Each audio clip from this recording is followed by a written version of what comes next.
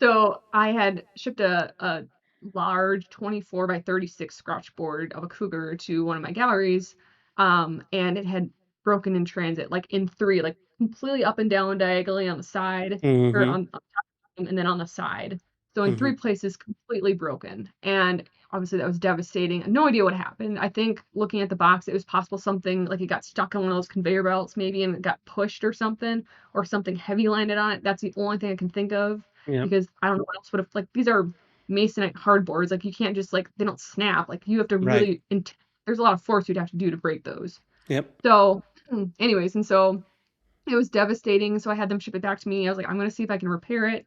I have no idea. I've never tried to repair a scratch board with that kind of level of damage before. Nobody else Mm-hmm. had either. So I had some guidance from some friends, which was really appreciated, but like nobody had ever really done that level of repair before.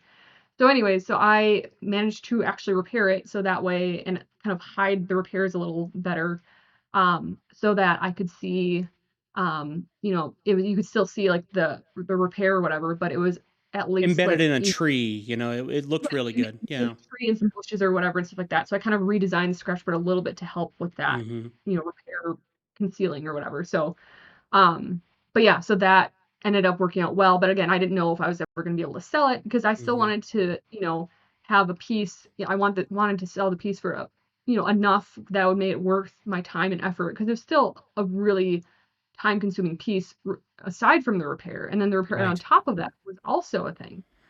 So I was like, I don't really want to, just try to sell this for like a really like stupid cheap price or just to get it out. It's like, no, I feel like it was worth the time and the effort.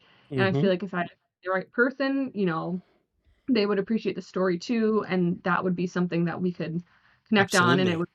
And so I was like, you know what? Again, I was like, if I never sell this piece, it's fine. I'll just hang it in my living room or something. Like, cause I really Mm-hmm. like the piece itself. I feel like it was worth the time to repair it.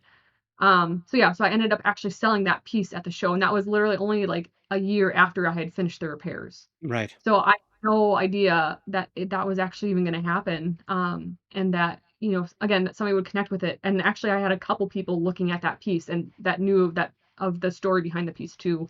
Yeah. Um, and so there was two potentially interested parties, but one of them like really fell in love with it Mm-hmm. first, and so it was like that just blew my mind. That was Mm-hmm. absolutely